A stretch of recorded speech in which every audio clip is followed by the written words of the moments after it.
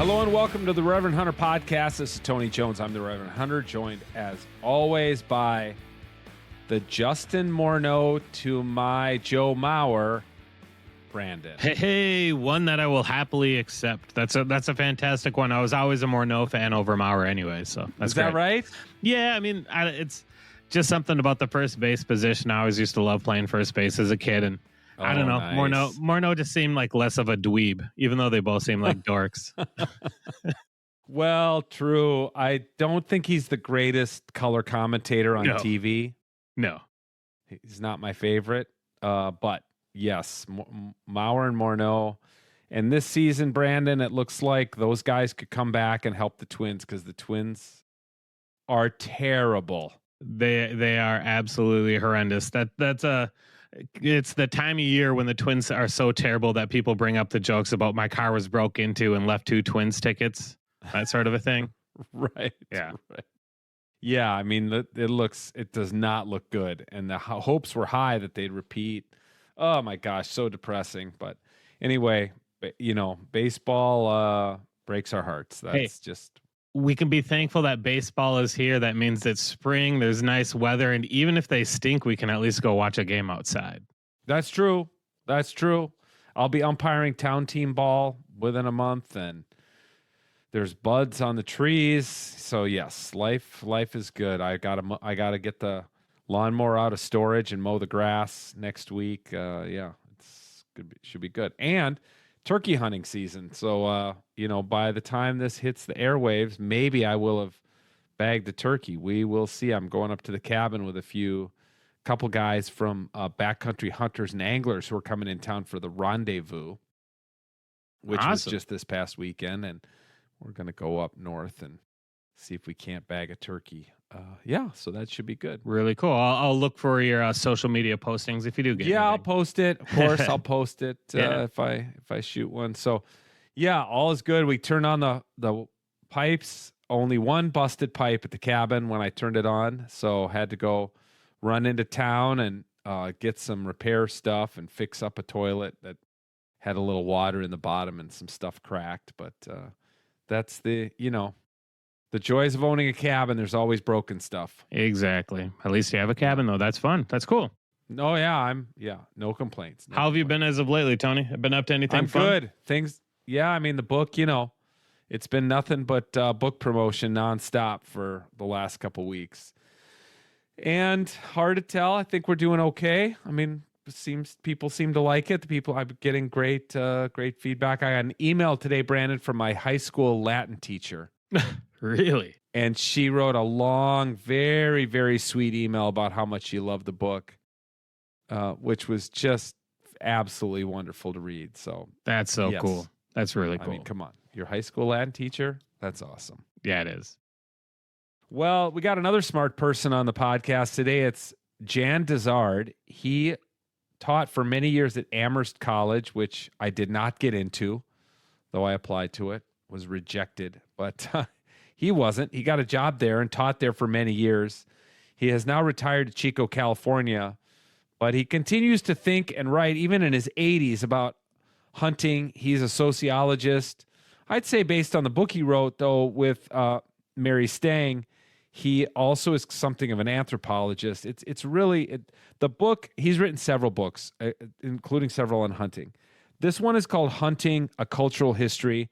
The link is in the show notes. It's put out by MIT Press. It's just a year or two old, but it's really a fascinating, and it's like kind of a pocket-sized book.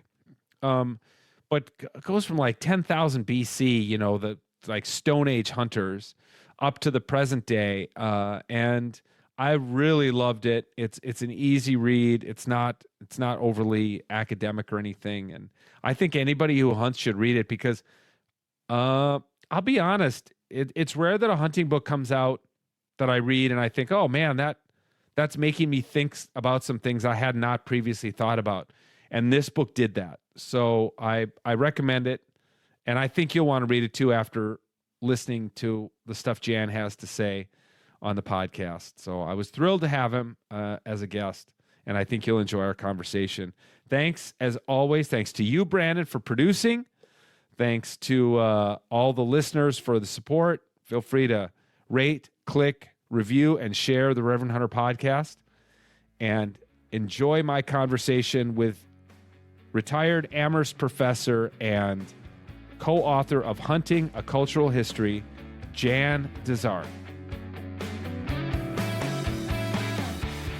Jan, thanks for coming on the Reverend Hunter podcast. I want to start by telling a quick story, if that's okay, about Amherst, which I'm envious of you for having spent so long teaching at Amherst, because Amherst, it's funny. I took an AP European history senior year of high school, and our teacher had his biggest regret in life. He came from small town Minnesota, and his biggest regret in life was that he did not apply to Princeton. And because his guidance counselor at his high school said, no one from this little town has ever gone to Princeton. Don't waste your time and money, your parents' money, of applying. So he didn't. He went to what's now Minnesota State Mankato, but I think it was called like Mankato Teachers College at the time or something, and regretted it. I know you know Minnesota. I grew up in Edina. And he said, apply to that one college that's your dream college, because you never know. And if you don't apply, you'll never know. And so I applied to Amherst, and I applied to Dartmouth. I applied to two schools that were real long shots for me. Kevin Kimber sat next to me. He also applied to Dartmouth and Amherst. I got rejected at Amherst and got into Dartmouth. He got rejected at Dartmouth and got into Amherst. And so I've often told that story about how completely arbitrary college admissions can be. But I loved my visit to Amherst, and then I went with two of my kids, and we visited Amherst, and they loved it. None of my kids ended up going to Amherst either. But what a beautiful place to spend your teaching career. It was a great thing. And my youngest grandson is actually a first-year student at Amherst. That's fantastic. So you live in California now, is that right? Yes, we retired to Chico, California, Northern California. Okay. And how often do you get back? My oldest son and his family, he's a professor of anthropology here at Chico State, and okay, I got fed up with shoveling snow and and then thought I'd come to California. Okay. My first job was teaching at Berkeley, and I taught there for 4 years before moving to Amherst. So it was something of a homecoming. Now, as a scholar, were you in the history department? What was your department? My PhD is in sociology. Okay, sociology. All right. And the first half of my career, I was basically teaching and writing about race relations and the social change in the family. After finishing books on and many articles on both of those subjects, I had a midlife change of interest. I've always been interested in the out of doors. Mm-hmm. I grew up in Duluth, Minnesota. The out of doors was literally out the door. Yes. And I decided that having written on race and family and so on, I was going to write about the environment. And one thing led to another, and that became a focus on hunting, which is the subject of my several recent books, including the most recent, the one that you read. Yeah. Now tell me, I know that world, having done my undergrad in New England and then my doctorate at Princeton. These are not places, and it's actually reflected in your book. Honestly, the percentages of people in New England and on the Eastern Seaboard who hunt is like that has dropped dramatically. How was it received in your department and at your school that you were studying hunting as your project? Well, when I first came to Amherst in 1969, there were older administrators and a couple of senior faculty members who were from the gentlemanly traditions of hunting and fishing. Mm-hmm. But by the time they retired, after I was there for 5 or 6 years, I was the only. There were faculty members that still fished, but I was the only active hunter. And then when I started writing about hunting, it became obviously an object of mirth and teasing. Yeah. When we talked about, for example, in faculty meetings about the meaning of sports at a small liberal arts college, and everybody was talking about, badminton and tennis and the usual sports, and I said, well, I prefer my blood sports. And that got a laugh. They were tolerant of me, but they were curious. I'm just as a personal biographical note, I'm also a left liberal, and going to the shooting range in the day. There was a peace symbol on my gun case, and Mm-hmm. I was in a VW bus with Free Angela Davis bumper stickers on it, and so on. And that occasion more than raised eyebrows at the skeet range, to say the least. Yeah, well, you and I share that in common. I mean, I often joke that I have yet to meet someone else with a PhD in theology from Princeton in a duck blind. It's I think the path that you and I have both trodden is rare, to be a progressive kind of elitely educated person who's also into hunting. You just don't find it that much. And I'm guessing Amherst changed a lot from 1969 until the time you retired, in that I bet there weren't many old time administrators at the end of your tenure who were hunters. Zero. Huh. Literally zero. And what do you think how do you track that trend? I mean, you're a sociologist, so you must have at least a passing interest in the way that higher education has changed over that time. Well, I think, first of all, there are many, many more women PhDs now, and that's true in the academy. It's also true in many of the professions, and for obvious historical reasons. Although that's changing, interestingly, and I write about this. Mary Stang and I write about this in the book. It's still, if you have a large body of professors who are women, the odds are extraordinarily large that none of them grew up in a hunting family. Mm-hmm. Or if they did, they were not encouraged by their parents to hunt. It just wasn't a girl thing. Yeah. So that's part of it. And then it seems to me that the shift, which has been pronounced over the last 30 or 40 years, the shift to a very different non-utilitarian view of nature in general and animals in particular has become, I think, common amongst both young men and young women. And so that's one of the reasons why the numbers of hunters on the East Coast and on the West Coast are down in the 1%, 2%, 3% of the population. Mm-hmm. Numbers. It's higher in the Midwest and in the mountain states, but in places where there's a relatively high level of education, hunting is clearly a small portion of the population. And aging.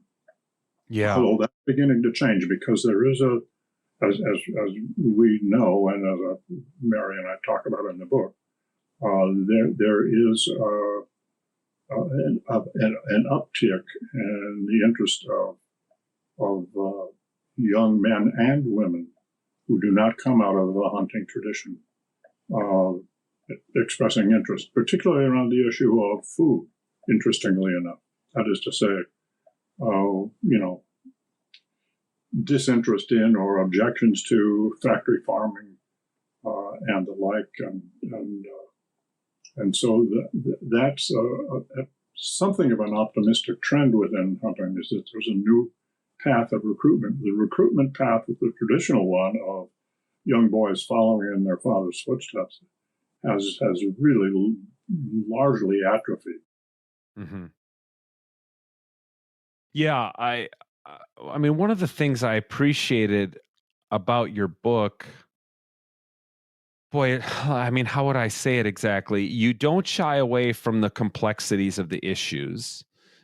It's in no way kind of a pro. I guess here's how I'd say it, and I'd love to hear your response to this. But I spend a lot of time. You mentioned a mutual acquaintance, Mark Norquist. He's real involved in the R3 movement. I have been.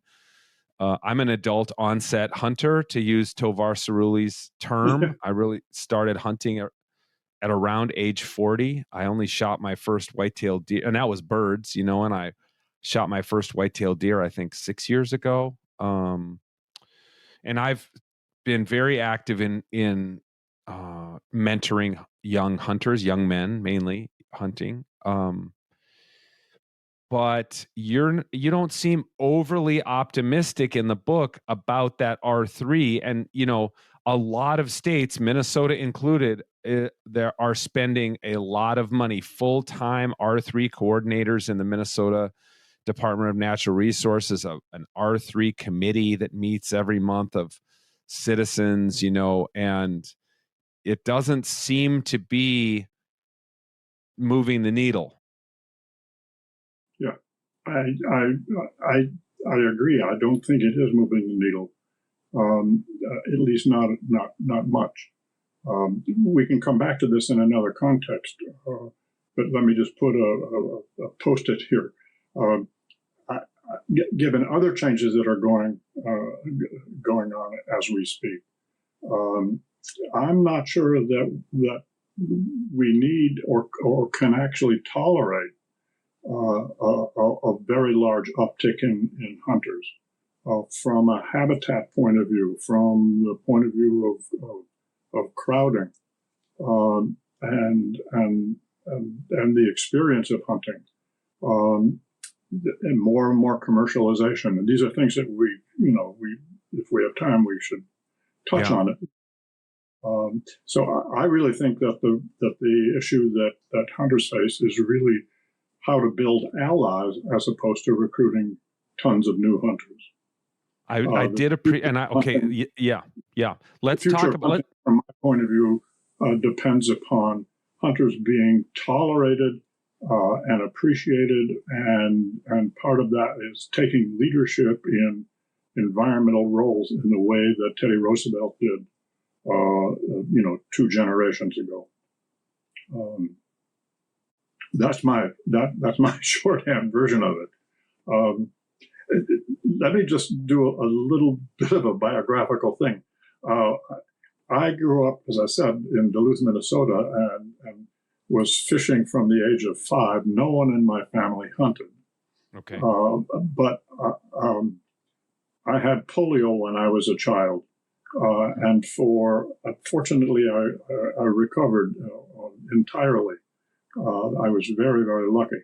But for a while, I was really quite dependent. I could barely move, and I was a voracious reader. This was before we had television to distract me.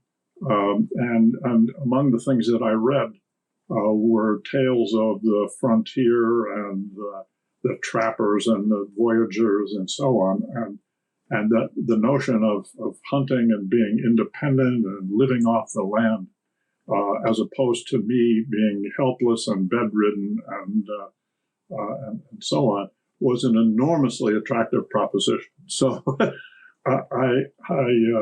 despite the fact that no one in my family hunted, they didn't object to my becoming interested in it. And as soon as I was old enough, and in that day, that was, 14 or so, I got up 22 and I began hunting squirrels. I'd been fishing already, and so I was familiar with the outdoors from what I'd read as a young child and onward. And then I shifted to grouse hunting, not knowing that I was hunting in the forest that Gordon Gullion made famous, the Cloquet Forest, which was just a couple of miles from where we lived. Mm-hmm. And it was the peak of the grouse, and there were grouse everywhere. And I had no instruction in shooting a shotgun. I was a pretty good rifle shot, but I couldn't. I don't know if it was lack of coordination still lingering from polio or just lack of coordination, period. I missed and missed and missed with more opportunities than I literally could shake a stick at. And and one morning, I was hunting without a dog. One morning, with a friend, I was out along the Cloquet River, and a covey of grouse bursted out of a windfall. And there must have been a dozen or more birds all in the air at once. And I blasted away, and somehow miraculously, I hit one, and I was overjoyed. And then suddenly I realized, he's glided into the river. He landed in the river, and of course this was in the fall, and I wasn't about to jump into the river after it. And I watched him drift away. And I put my gun down, and I said, I can't do this. This is just awful.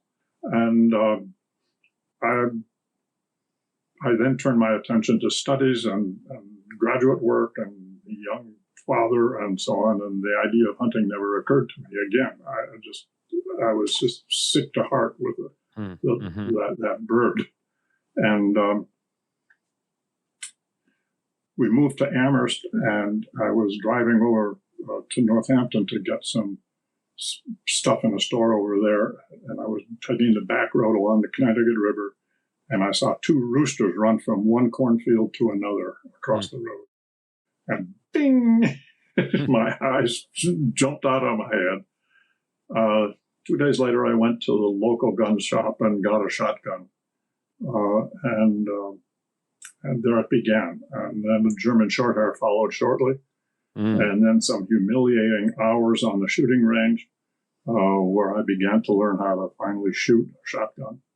And I've been hunting upland birds and waterfowl ever since.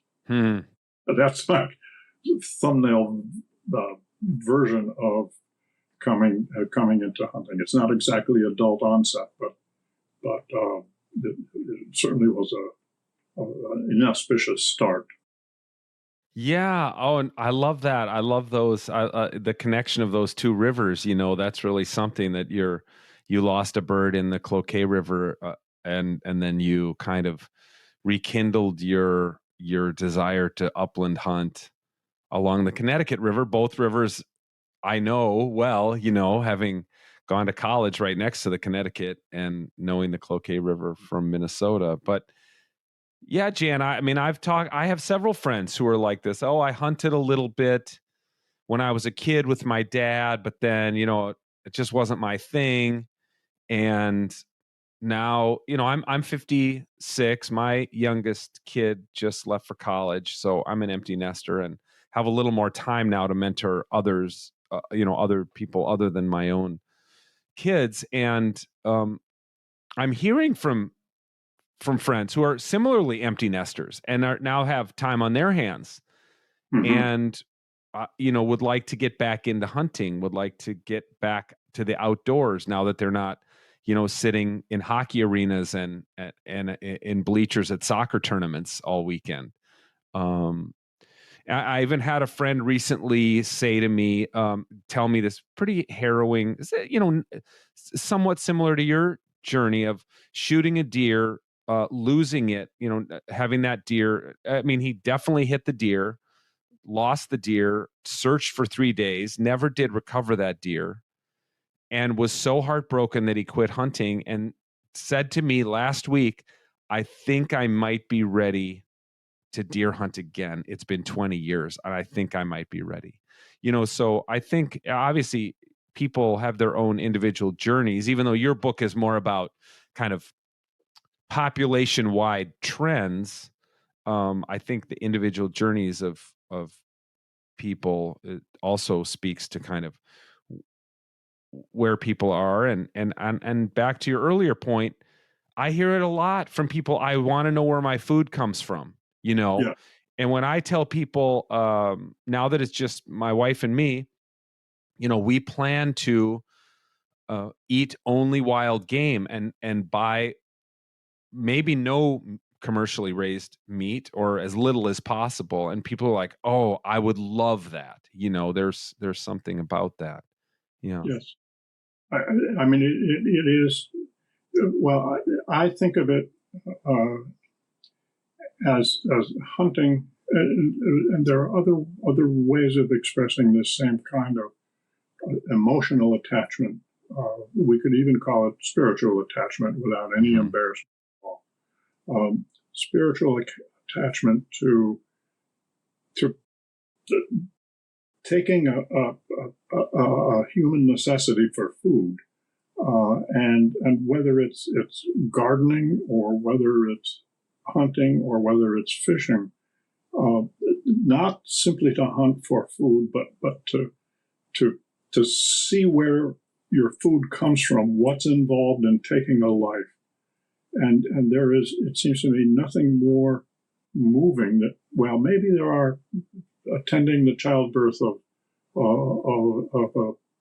a child might be as equal in terms of the just the sheer overwhelming impact of, oh my God, this is a life coming, or this is a life that I've just taken.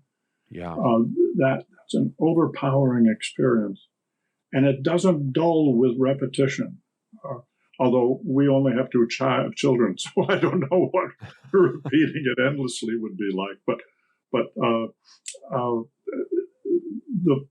the first deer that I shot and the first bird that I shot and retrieved, and the first fish that I caught, I mean, those were seared into my memory. I was 5 years old when I caught my first brook trout, and I remember the pool on the Lester River where that brookie took my worm-laden hook. And I'm 83 now, and I still remember the excitement of that and the overpoweringness of it, not just excitement and so on. It was just an incredibly intense experience. And to be in touch with the animal or the fish, well, the title of one of my books about hunting, based on interviews that I did with about 40 hunters in Massachusetts, it's called Mortal Stakes, and the stakes are high, and it invites a different attitude, not simply to where your food comes from, but also what the meaning of life and what the meaning of death is. Yes. And the kinds of burdens, and they're joyful burdens, but they're also burdens of bringing a life into being and taking a life. I mean, those are momentous events in our life, and they're life changing. At least for me, they've been life changing. There are a couple different avenues I'd like to pursue just on what you've been talking about. The first is this: in the earlier part of your book, you and Mary document the massive amount of market hunting that took place in North America as it was being settled. It just almost incomprehensible numbers of, we've seen the famous photos of the buffalo piled up, buffalo skulls, but you've got, quotes in there of 20,000. We killed 20,000 on this last trip, 20,000 buffalo. We keep the tongue so that we have a record of how many, just left to rot. And I wonder, sociologically, what goes on with human beings that I just can't even comprehend, that you would become so inured to the death of these large mammals that you could so indiscriminately kill them. So do you have any insight into how that happened among those people? The only thing that I can think of, I mean, I've puzzled over that myself.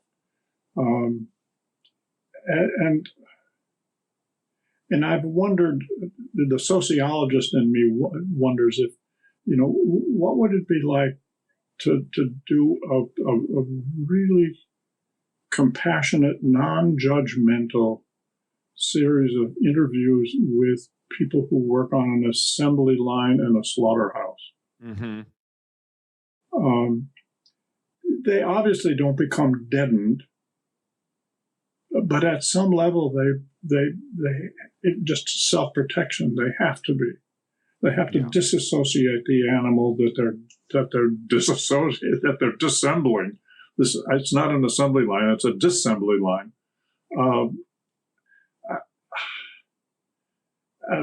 Just to give you an example of a city-born friend of mine, this is back in Amherst. He was a lovely artist and just a wonderful guy. And he came to Amherst and to teach in the art department. And he wanted to go rural. So he and his wife got chickens to raise. They were going to have they have a little garden and they have chickens around and they like eggs and so on. And they couldn't bring themselves to kill any of the chickens. And the chickens got older and older, and they kept feeding them, and they started to lay fewer and fewer eggs. And it was a mess, and And finally, they came to their senses and said, "Well, we got to stop this. This is stupid. I know you kill birds and so on. Will you come over and get rid of these chickens?" And so a friend of mine said, "Okay, we'll bail you out." And we killed about 20 chickens in a morning and dressed them out, and we both of us felt awful. I mean, this was work. This was real. We were doing somebody a favor, and this was a big favor. It wasn't just physically a pain in the neck, but it made so little sense to kill these animals this way. And we were doing, following humane practices and all that stuff. But we didn't, chop their heads off on a chopping block or anything like that. But it was I hated it. So, I don't know how they did it. I mean, they did it in part because they were making a living. It was a cash proposition.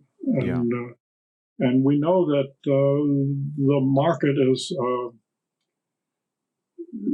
the market invites all kinds of bad behavior. Yes, of course. Well, and you started this interview by talking about we have many people today have a non-utilitarian view of nature and animals, and obviously a lot of those people did have a very utilitarian, and some of that was rooted in a particular interpretation of the first chapter of Genesis of having dominion over the earth and subduing it, and this kind, or at least they use that as cover for their behavior. But I want to ask you about something else that you're kind of alluding to already, that I saw in the book that I found very curious. And that was, and it was kind of an aside, it's maybe a paragraph or two toward the end, and you write about how you, and I don't know if this is coming from you or from Mary or from both of you, but that as hunters age, they are less interested in the killing, to the point that some don't want to kill animals at all. And I actually, again, this is purely anecdotal. I know of people like this too, who say, I don't need to shoot any more deer. I just want to sit in the deer stand and watch, or watch my grandson shoot a deer or something like that. But what do you think that's about, that this kind of growing distaste for the killing aspect of the hunt as you age? Well, I think there are some autobiographies or biographies of some of the famous buffalo hunters who late in life look back ruefully at what they have done, and some of them, I forget the names off the top of my head. Some of them actually became instrumental in saving the buffalo. In that remnant herd that was set aside and is really basically the feedstock for, or the genetic stock for the restoration of the bison that is currently ongoing. So there was some epiphany, at least among some, attached to that experience. And I myself, it's partly physical. I'm, almost 84 years old now, so hunting is more difficult for me now, and I often, particularly if I'm taking the sons of friends of mine, some of whom are themselves hunters, but some are not hunters, but their sons expressed an interest. And I'm content to work my dog and mentor and let the young person or the older person do the shooting. I go with my two sons, both of whom are, well, my youngest son is a very avid upland hunter, and he's on the board of the Rough Grouse Society, and he lives in Wisconsin. And my older son hunts with me here in California, and very, very commonly, I'm just along to work my dog and let my son do the shooting. Yeah. And sometimes I carry my gun, and sometimes I don't. Sometimes I need to walk with walking sticks. Yeah. And carrying the gun. I hunt with a couple of my dearest hunting companions are in their 70s. One is 79, and he makes me, he said, Tony, I want you driving me out to South Dakota, as long, if you have to prop me against the truck and I'm just a blocker at the end of the field, I just want to be out here. And I'm 56 and I feel the same. I want to still be out there when I'm in my 80s like you are. So, I mean, I think that's, for me, it's really the dog now. I mean, it's not the killing anymore. Yeah. I think often in these days of although Leopold, the young trigger itch when he got that wolf pack, that she wolf, the trigger itch is a long past for me. Yes, I hear you. And I think that's a common phenomenon. In fact, that, and in the course of interviewing that I did for that book that I mentioned, Mortal Stakes, there were several people that I interviewed who, and I selected people. The Division of Fish and Wildlife at Massachusetts gave me access to the active hunter license holders. And I just went through the whole file and randomly, with a systematic pattern, randomly selected people. And two of the people that I selected by looking, by having their license, they had stopped hunting and one guy had stopped hunting for 10 years, but he continued to buy licenses in order to support the division's work. But he didn't hunt anymore. He stopped hunting ducks and began carving decoys. And he took me into his garage. He was a retired school teacher. He took me into his garage workshop, and the walls were covered with beautiful wood carved ducks that he had, decoys he had labored over, and that and he bought his license every year and his duck stamp to support the cause. But he had absolutely zero interest in killing another bird. He would go out to the blind with his binoculars to study the birds so that he could replicate them, at his workbench. It was a fascinating interview, and so I think that's actually more common than is publicly acknowledged. That there are a lot of people who buy the license in order to support the division's work. Yeah. But no longer actively hunt. Yeah, you do hear that people buy the duck stamp and they collect them, and they've been doing it for years. I've yet to meet anybody who does that, but I keep hearing that they exist. Okay, I want to ask you about something else that's not in the book, and I wonder if you have an opinion on it. And that's what we'll call the Joe Rogan, Steve Rinella, Cam Hanes effect on hunting.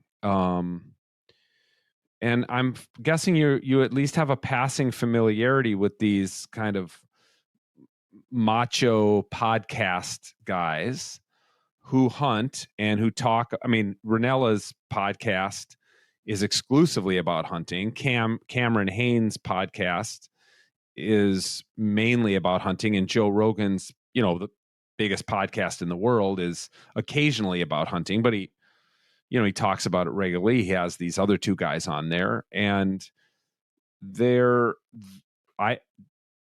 seems to have provoked an interest among younger men in getting out hunting. In fact, some of the ways that land, public land, BLM land out west has become quite crowded. These are not, and you do mention this in the book, that the people who are coming to hunting, the young men who are coming to hunting, are not coming into duck hunting or pheasant hunting. They want to shoot a big elk, they want to shoot a mule deer, they want to climb mountains. And I think and it's not in the book, but I think a lot of that has been driven by these very, very popular podcasts. I know my own sons who are in their 20s listen to these podcasts. And I wonder, again, as a sociologist, what you think the effect is, as far as you're familiar with these podcasts, on the future of hunting. Well, yeah, I am glancingly familiar. I mean, you get some of the flavor of that aspect at the rendezvous at the backcountry anglers. Some of it is macho, but fortunately, BHA has tempered that with a distinct ethos of fair chase and public lands preservation and expansion and so on. So it takes some of the self-possessed and egotistical, domineering or dominionistic views of these tendencies. It kind of rubs the edges of that off a bit, and sometimes more than a bit.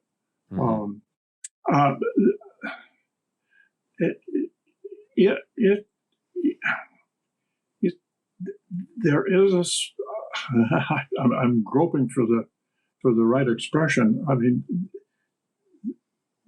there still is an element in our culture, and it's mostly masculine, but I think now, given both archaeological evidence, it continues to emerge, which we refer to in the early going of the book, that women are not inoculated against these kinds of dominionistic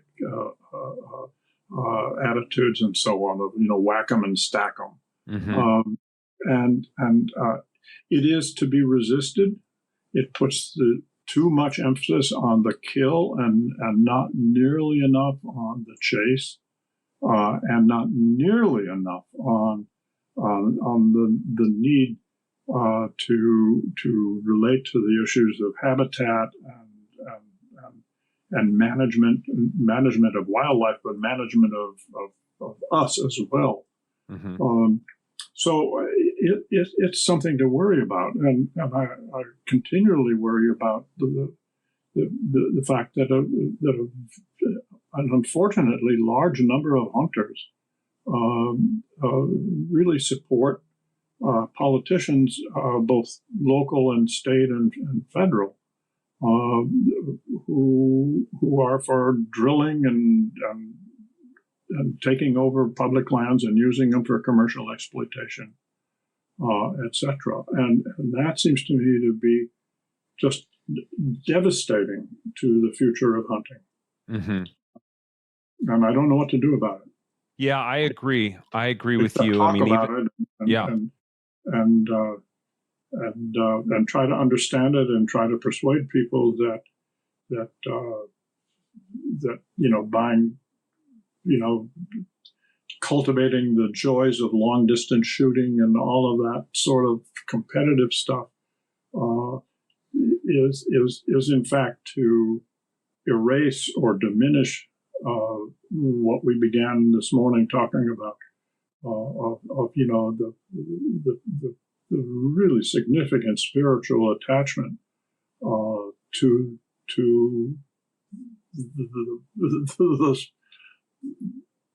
the environment and to the animals that dwell within it, or upon it. And I think to erase that or to minimize that is to impoverish us. Boy, I agree with you. Even this week, there's been all around my social media feeds, because it's been posted by everyone from from Pheasants Forever to BHA and Rocky Mountain Elk Foundation, et cetera, et cetera.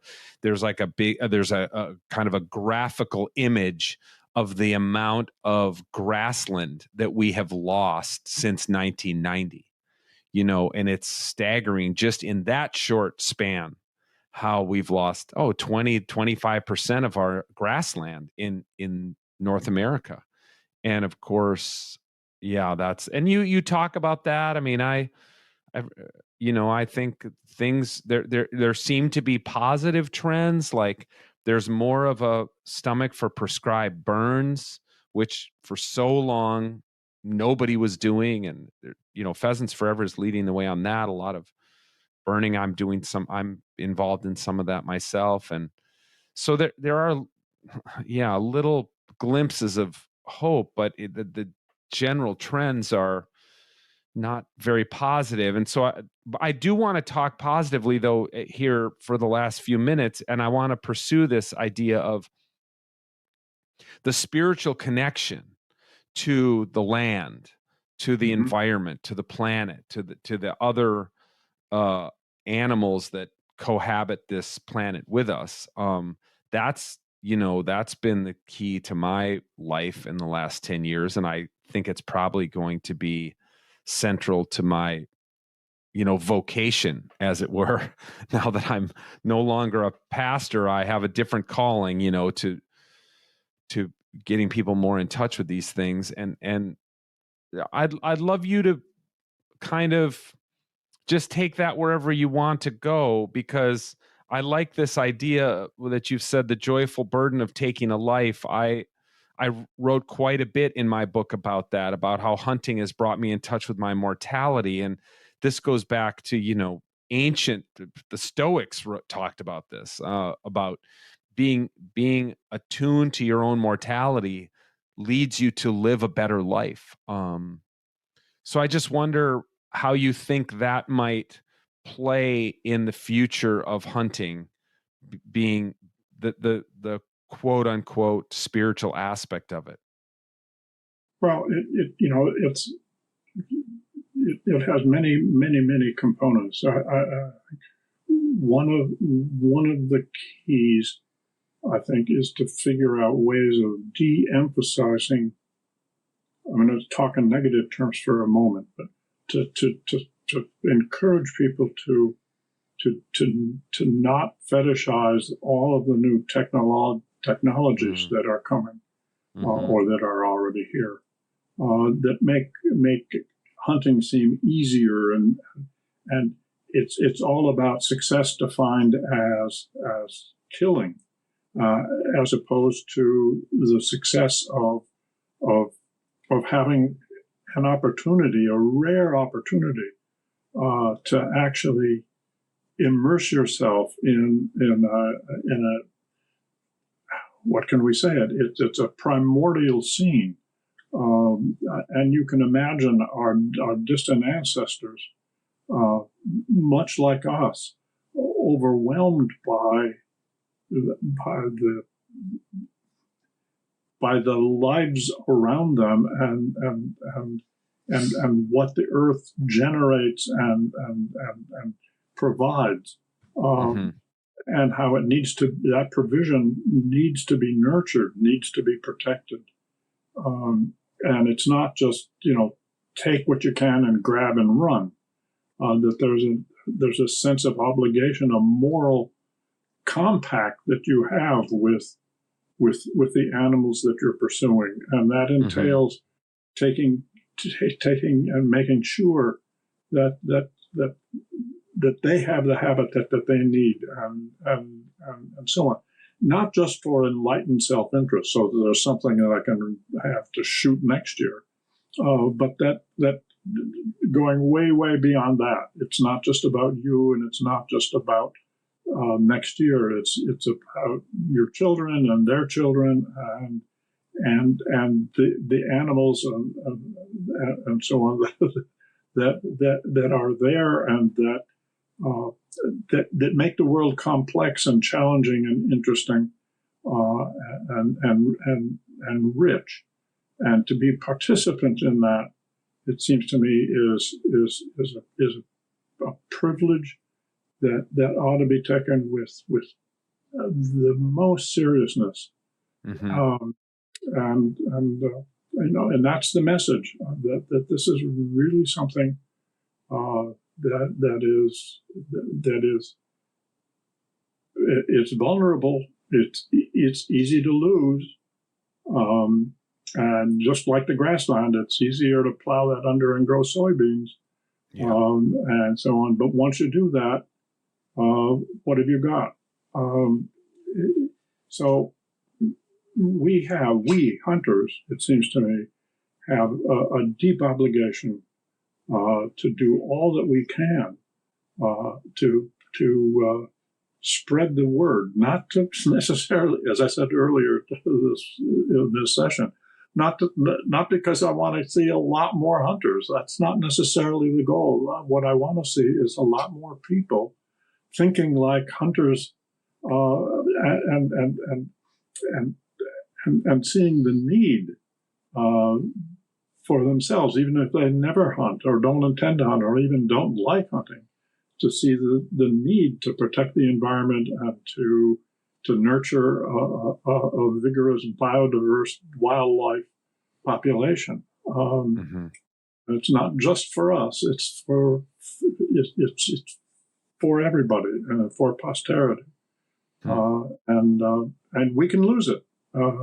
We came close a century and a half ago to losing it, and the struggle continues. Well, just look at continental Europe. I mean, it's the number of species that have been extirpated, the lack of public land. It's that. Well, and we're on the verge. I'm sure you've seen articles. They're getting more frequent, fortunately and unfortunately, about the menace of bird flu.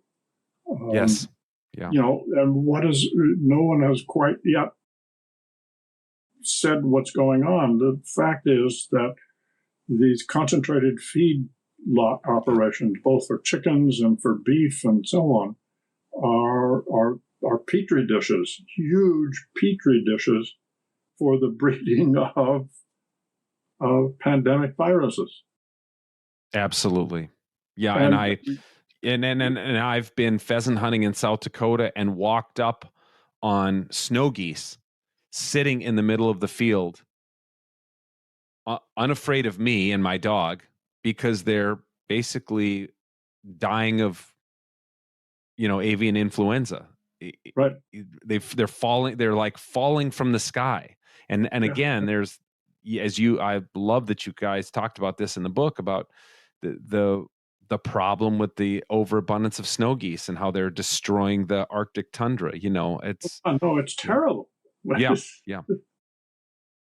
So, I just want to end by saying I guess I really love the book. I'm going to recommend it. It's funny. I posted about it on Instagram and several people wrote me, "Oh, I love that book." So it's getting out there and around. I love its compact size. It's very readable. But I'm personally the most challenged by the end, in which you argue that the future is making allies with environmentalists, not necessarily recruiting more hunters. And I find that argument, based on the last 10 years of being, like I say, an adult onset hunter and seeing these organizations struggle at recruiting new hunters. I'm persuaded. And I'm gonna, even this weekend at BHA Rendezvous, I'm gonna talk to people about how we might go about doing that, because I think your case is very strong. Yeah, well, there's a number of things that I mentioned, that are plastic wads, no lead, yes. no lead ammunition. I stopped using lead for everything about 10 years ago. I shoot only bismuth loads in my shotguns,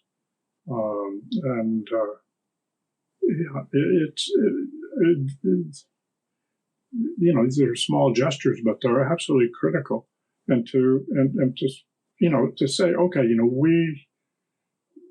we've reached a point where we can no longer cash in on the legacy of Teddy Roosevelt's generation and the beginnings of the conservation movement, which actually saved wildlife in North America. But we've exhausted that capital, that legacy. We need to renew it and become leaders again. And we have self-interest involved, obviously, but it's not just self-interest. It's also it's repairing a broad sense of our interdependence with nature,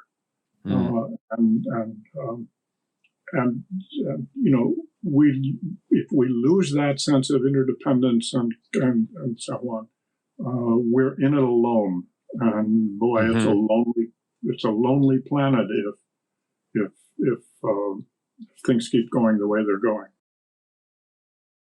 Well, I sure appreciate your work and your book. And, if you ever swing through the Twin Cities, let's get a cup of coffee. Well, I look forward to staying in touch, and I'm going to tune in more rigorously, more religiously. I was about to say to your podcast. I've listened to a few and enjoyed them, and then I get distracted and busy. Oh, I know. Look, I get it. The drill. Well, thanks for coming on, and really appreciate your time and your book, and let's keep the conversation going. And I appreciate what you're doing. It's important. Thanks.